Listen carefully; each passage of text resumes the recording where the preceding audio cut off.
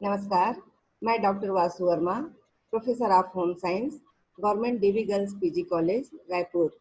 आज आपको BSc part 3 food preservation का तीसरा यूनिट और बीए पार्ट 3 पेपर 2 का फूड प्रिजर्वेशन के अंतर्गत ड्राइंग एवं डिहाइड्रेशन के बारे में जानकारी दूंगी। डिहाइड्रेशन फल एवं सब्जियों से पूर्ण नियंत्रण में जल के अंश को अलग कर देना, जो कि उनके पोषक मूल्य को प्रभावित किए बिना संभव हो, निर्जलीकरण या डिहाइड्रेशन कहलाता है।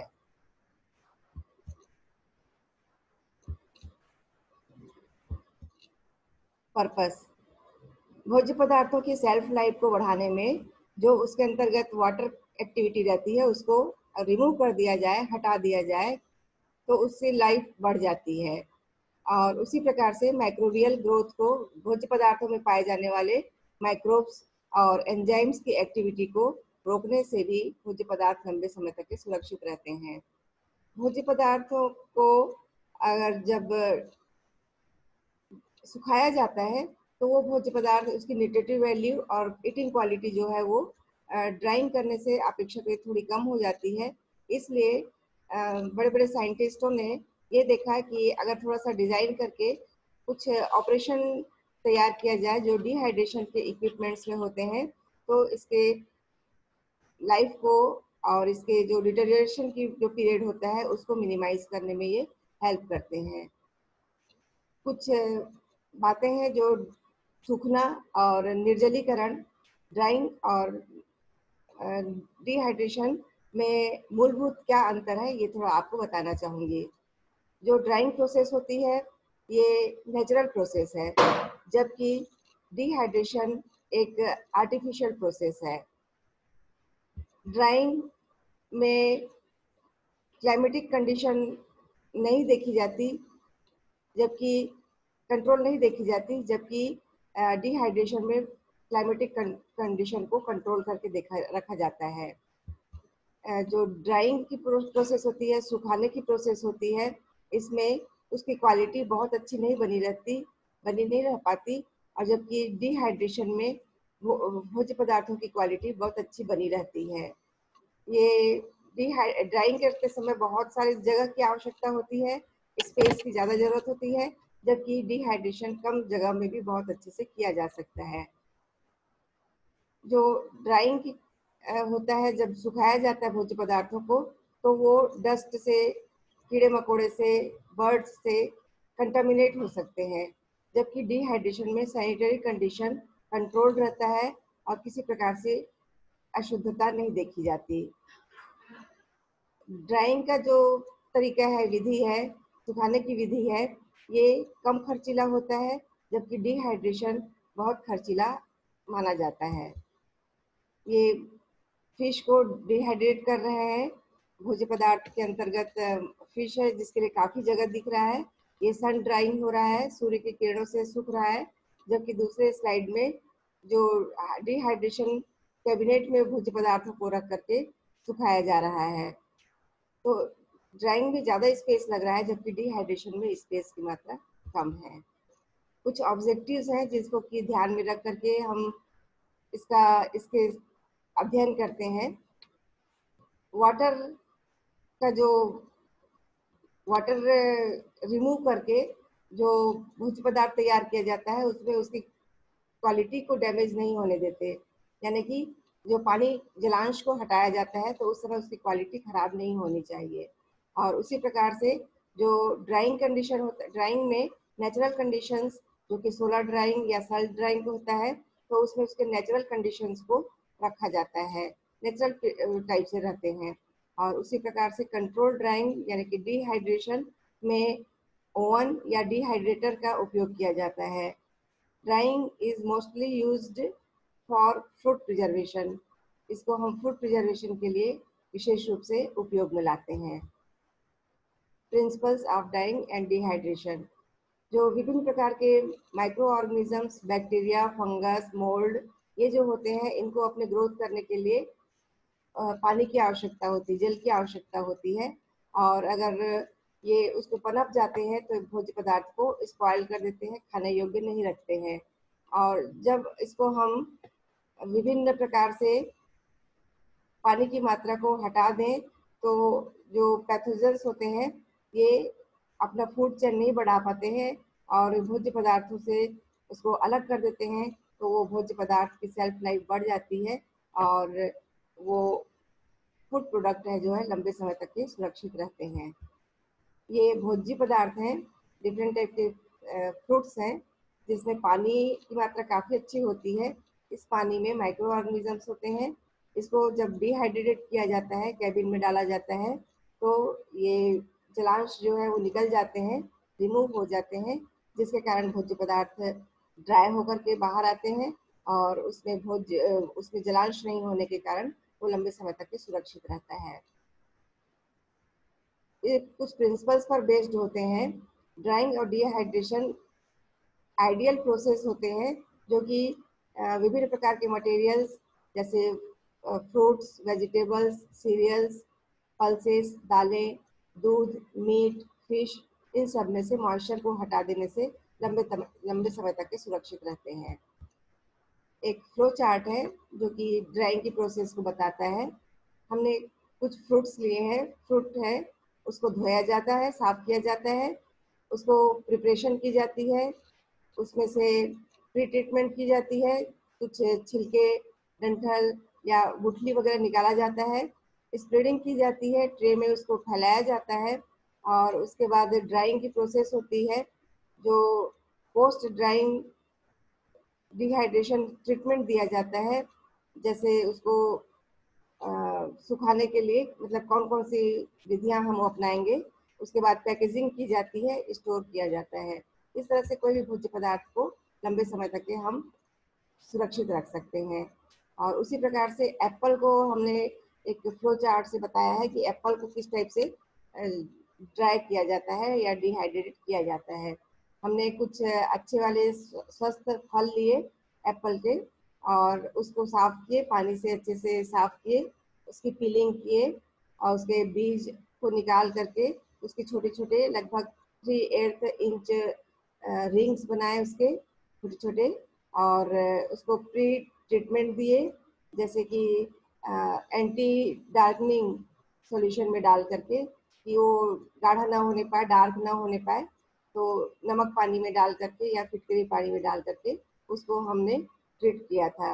और उसके बाद ट्रे में उसको बिछा देते हैं। भोज्य पदार्थ को लगभग 6 से 12 घंटे लगते हैं ड्राई होने में और उसकी फिर पैकेजिंग होती है, फिर उसको स्टोर करके रखा जाता है। कुछ फैक्टर्स हैं जो कि कुछ कारक हैं जो कि भोज्य पदार्थों को जब डिहाइड्रेटेड करते हैं तो प्रभावित करता है। एक तो है सरफेस एरिया, जो भोज्य पदार्थ का पीस किस टाइप से हम काट रहे हैं, छोटे छोटे पीस में काट रहे हैं या बड़े पीस में। तो अगर छोटे छोटे पीसेस में काट रहे हैं, सरफेस एरिया छोटा है, तो वो बहुत तीव्रता से मॉइस्चर को हटाता है और भोज्य पदार्थ जल्दी डिहाइड्रेटेड, निर्जलीकरण उनका देखा जाता है। टेम्परेचर टेम्परेचर को बढ़ाया जाए तो स्वाभाविक रूप से भोज्य पदार्थों का जो डिहाइड्रेशन का समय होता है वो घट जाता है और डिहाइड्रेशन बहुत जल्दी जल्दी होता है। और उसी प्रकार से एयर वेलोसिटी में जो एयर को जो हम अगर रोटेट कर दें, मूविंग कंडीशन पे ला दें, तो वो भोज्य पार्टिकल्स को जल्दी जल्दी सुखाने में हेल्प करते हैं। ह्यूमिडिटी ऑफ ड्राइंग एयर जो होते हैं उसमें कितनी ह्यूमिडिटी एब्जॉर्ब करने की क्षमता है, वो उसके ऊपर निर्भर करता है कि जितना ड्राई रहेगा उतना ही वो एब्जॉर्ब जल्दी करेगा और भोज्य पदार्थ जल्दी सुरक्षित होंगे और सूखेंगे। जो रिलेटिव ह्यूमिडिटी, कितनी ह्यूमिडिटी है उस भोज्य पदार्थ में, इसके ऊपर भी डिपेंड करता है। बहुत सारे भोज्य पदार्थ ऐसे होते हैं जिनमें काफ़ी अच्छी मात्रा में, काफ़ी अधिक मात्रा में आर्द्रता देखी जाती है और उस आर्द्रता को दूर करने में अपेक्षाकृत टाइम ज़्यादा लगता है। एटमॉस्फेरिक प्रेशर और वैक्यूम, हमको मालूम है कि 100 डिग्री सेंटीग्रेड पर लगभग 760 mmHg पर पानी उबलता है। और अगर प्रेशर को लो कर दिया जाए यानी कि कम कर दिया जाए तो लगभग 32 डिग्री सेंटीग्रेड पर भी भोज्य पदार्थ को सुखाने के लिए वैक्यूम तैयार होता है और साथ साथ वाटर जो है वो जल्दी बॉयल होता है। क्या क्या परिवर्तन देखे जाते हैं जब भोज्य पदार्थ निर्जलीकृत हो जाता है? एक तो है सेल टिश्यू श्रिंक हो जाता है, वो भोज्य पदार्थ सिकुड़ जाता है। दूसरा है हार्डनिंग, उसका केस जो है हार्ड हार्ड देखा जाता है। उसके जो खोल होता है, किनार होते हैं, ये कड़े हो जाते हैं और कुछ उसमें केमिकल चेंजेस भी देखे जाते हैं। ये सेल है, ये इसमें से वाटर अलग होते हैं तो भोज्य पदार्थ इकट्ठे हो जाते हैं, अंदर चले जाते हैं और इसका जो शेप है वो श्रिंक हो जाता है। और उसी प्रकार से ये सेल जो है हार्डनिंग देखी जा रही है। ये ग्रेप्स है और उसके जो सूखे फॉर्म पे आते हैं तो ये मुनक्का कहलाते हैं और मुनक्के का जो आउटर लेयर होता है, सेल वॉल होता है, वो टाइट हो जाता है, कड़ा हो जाता है। केमिकल चेंजेस भी देखे जाते हैं कि सॉल्यूशन का कंसंट्रेशन बढ़ जाता है, प्रोटीन्स जो होते हैं वो डीनेचुरेशन देखा जाता है, पॉलीसेकेराइड्स एग्रीगेशन देखा जाता है, जो पानी का बॉन्डिंग कैपेसिटी होता है वो कम हो जाता है। उसी प्रकार से जो सॉल्युबल कंपोनेंट्स होते हैं पानी में वो कम हो जाते हैं। Concentration of surface of food, surface जो है कम हो जाती है और उस कंडीशन पे केस जो है उसका हार्ड हार्ड हो जाता है। और वोलेटाइल जो उसमें वाष्प पाए जाते हैं वो फ्लेवर जो होते हैं वो स्पेशली इनका लॉस देखा जाता है, कम हो जाते हैं।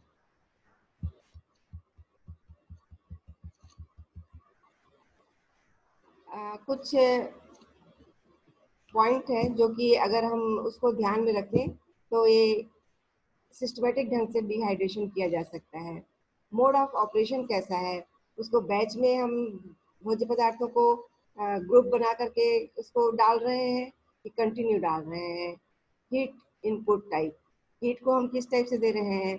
उसको चालन की विधि से दे रहे हैं, विकिरण की विधि से दे रहे हैं, कौन सी विधि से दे रहे हैं? उसके अनुसार वो भोज्य पदार्थ सूखता है, ड्राई होता है। और उसी प्रकार से state of material in dryer, वो कौन सी कंडीशन पे हम उसको स्टेशनरी दे रहे हैं या मूविंग कंडीशन पे दे रहे हैं, तो उसको हम किस कंडीशन पे दे रहे हैं उसके अकॉर्डिंग डिहाइड्रेशन देखा जाएगा। ऑपरेटिंग प्रेशर, प्रेशर अगर वैक्यूम प्रेशर दे रहे हैं तो स्वाभाविक रूप से वो जल्दी होगा और एटमॉस्फेरिक प्रेशर पे रखेंगे तो थोड़ा सा समय ज़्यादा लगता है। और उसी प्रकार से ड्राइंग मीडियम, कौन से मीडियम से हम उसको ड्राई कर रहे हैं, एयर है या फ्यूजल फ्यूजल गैसेस हैं, फ्यूल गैसेस हैं, कौन सा हम मीडियम यूज कर रहे हैं उसके अनुसार वो सूखने की प्रक्रिया देखी जाएगी। और टेम्परेचर, तो अगर टेम्परेचर हम कम रखते हैं तो स्वाभाविक रूप से वो देर से डिहाइड्रेटेड होता है और टेम्परेचर जैसे जैसे बढ़ाते हैं तो वो भोज्य पदार्थ जल्दी से जल्दी डिहाइड्रेट होते हैं। और फ्रीजिंग पॉइंट आने पर अगर उसको कम फ्रीजिंग पॉइंट पे रखते हैं तो भोज्य पदार्थ जल्दी सूखते हैं। भोज्य पदार्थों को हम मैकेनिकली बहुत सारे जो ड्रायर्स होते हैं इसका उपयोग करके भी जल्दी जल्दी इसको डिहाइड्रेटेड कर सकते हैं। तो एक तो आता है पहले सन ड्राइंग जो कि नेचुरल होता है, और सन ड्राइंग में भोज्य पदार्थों को हम सूर्य की किरणों से, सूर्य की ऊष्मा से, ऊर्जा से उसको सुखाते हैं। और जो दिन होते हैं इस समय सूर्य के प्रकाश में बहुत जल्दी से अच्छे से वो सूखता है भोज्य पदार्थ। टेम्परेचर लगभग 86 डिग्री फ़ारेनहाइट कम से कम होना ही चाहिए, अगर इससे अधिक हो तो बहुत अच्छा है और उससे जल्दी जल्दी वो भोज्य पदार्थ सूखता है। और इसको हम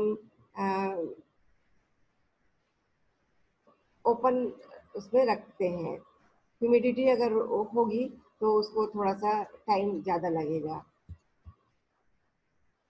ट्रे ड्रायर, इसमें ट्रे बने रहते हैं और ये हॉट एयर का सर्कुलेशन जिस हिसाब से होता है उस प्रिंसिपल पर बेस्ड होता है। भोज्य पदार्थों को हम ट्रे में डालते हैं और ड्रायर के अंदर डालने से वो जल्दी जल्दी सूखते जाता है। वहाँ पर गर्म हीट एयर देते हैं और वो उससे ड्राई होते जाता है। इसका लाभ ये है कि बहुत इजीली होता है। इसको डिफरेंट प्रोडक्ट्स को एक एक बैच बना करके हम अगर करते हैं तो ज़्यादा अच्छे से होता है। और इसके साथ वैरायटी, अगर हम एक ही टाइप के वैरायटी वाला फूड रखते हैं तो ज़्यादा अच्छे से वो ड्राई होता है। लेकिन डिसएडवांटेज ये है कि इसमें लेबर बहुत ज़्यादा ज़रूरत पड़ती है, लेबर की, और ये बहुत कॉस्टली पड़ता है। टाइम भी इसमें बहुत ज़्यादा लगता है। ड्रम ड्रायर, ड्रम ड्रायर ये आपको चित्र में दिखाया जा रहा है। नीचे से भोज्य पदार्थों को फीड करते हैं। वो एक रोलर जैसा रोलर रहता है और जिसके अंदर स्टीम भरी हुई होती है। भोज्य पदार्थ उसके ऊपर से जब पास होता है तो ये जो ड्रम है वो रोटेट होते रहता है और भोज्य पदार्थ उसमें से सरक करके बाजू से निकलते जाता है। और ये है material on drum and dried form, इसका इसका प्रिंसिपल है। स्टीम, ड्रम में स्टीम भरा जाता है, ये इसकी वर्किंग प्रोसेस है। ड्रम को रोटेट किया जाता है, मटेरियल जो होते हैं उसके पैन में रखे हुए होते हैं और लेयर फॉर्म पे रहते हैं, पतली लेयर होती है। भोज्य पदार्थों को ड्राई करते जाते हैं, रोटेट होते जाता है। ये जो नाइफ है उसमें से थोड़ा सा खुरचते हैं या निकालते जाते हैं और वो जो है बाहर जाते जाता है और भोज्य पदार्थों को बाद में स्टोर कर दिया जाता है।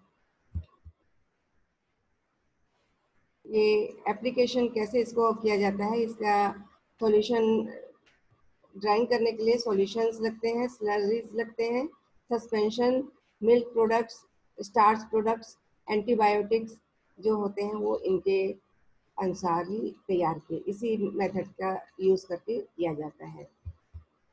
इसके लाभ ये है कि ये सुटेबल हीट इसमें हमको मिलता है और सेंसिटिव मटेरियल्स के लिए जितने सुटेबल हीट की आवश्यकता है वो मिलते हैं। और साइज इसकी बराबर होती है, बराबर साइज वाले भोज्य पदार्थ हमको मिलते हैं और इसमें कंप्लीट ड्राइंग देखी जाती है। कुछ डिसएडवांटेज भी हैं इसके। भोज्य पदार्थ में हाई उसका कॉस्ट भी पड़ता है।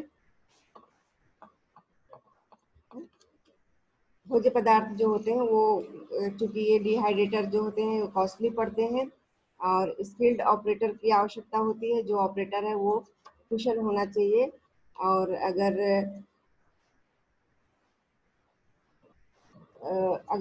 Not suitable for less soluble salts, इसके लिए सॉल्ट्स क्या कीजिए, not suitable for less soluble salts.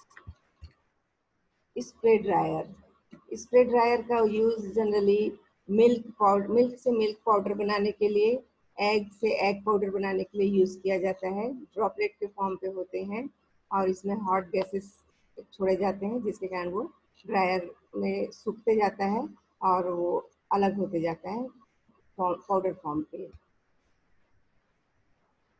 इसमें काफ़ी लार्ज क्वांटिटी में हमको भोज्य पदार्थ प्राप्त होते हैं।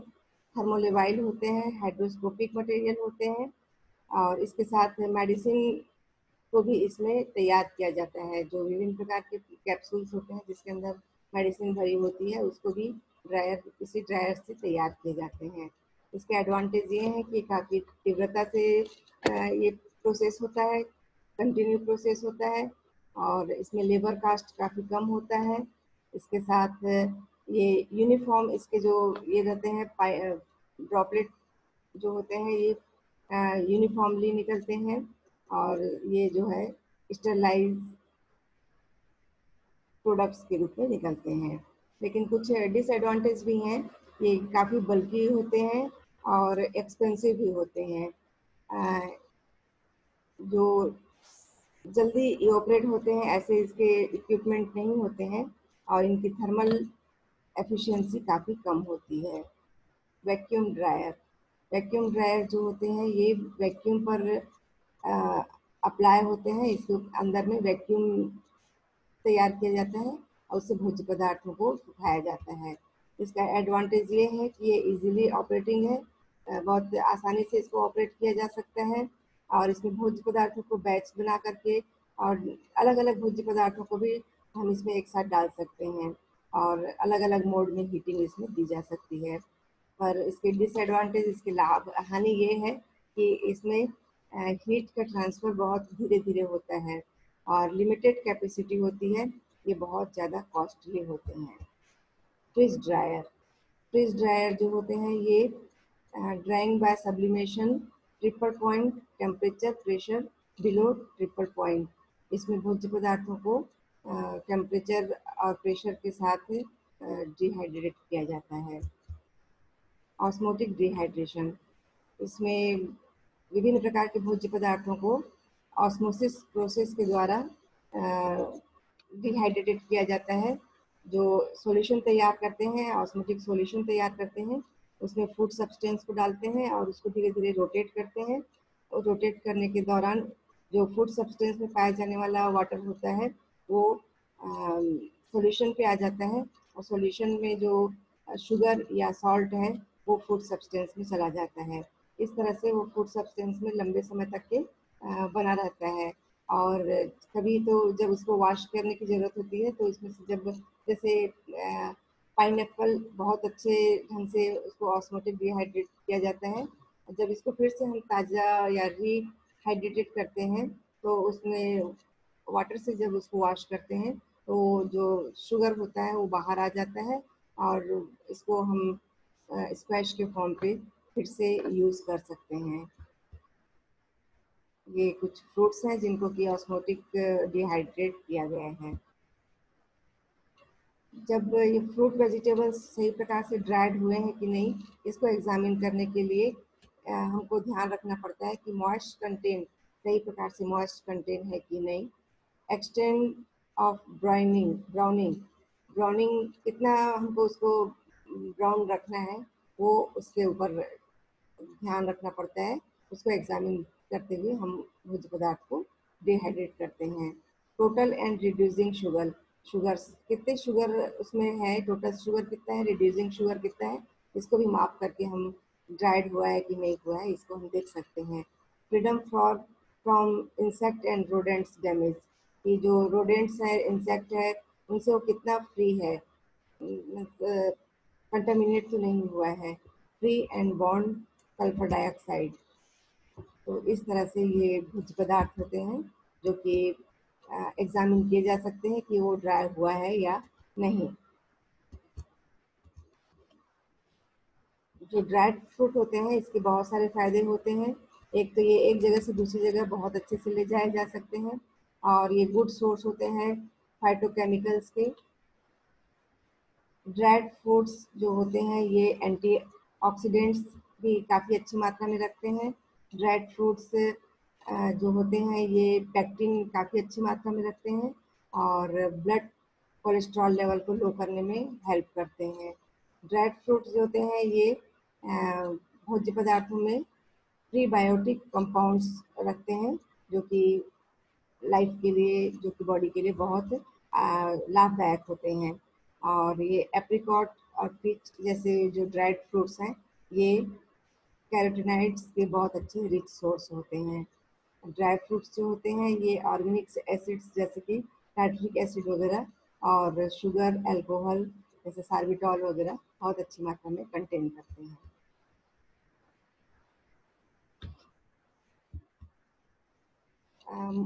जो home scientist Mudambi and Rajagopal ने जो कहा है वो बहुत सही है।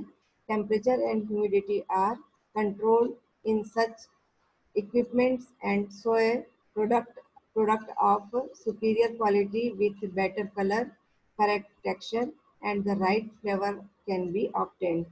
यानी भोज्य पदार्थ जो हम टेम्परेचर कंट्रोल करके, ह्यूमिडिटी कंट्रोल करके अगर रखते हैं तो उससे बहुत सुपीरियर क्वालिटी के हमको फूड सब्सटेंस प्राप्त होते हैं जिनके कलर बहुत अच्छे होते हैं, इनका टेक्सचर बहुत सही होता है और इनकी फ्लेवर जो है वो लंबे समय तक के अच्छी मानी जाती है।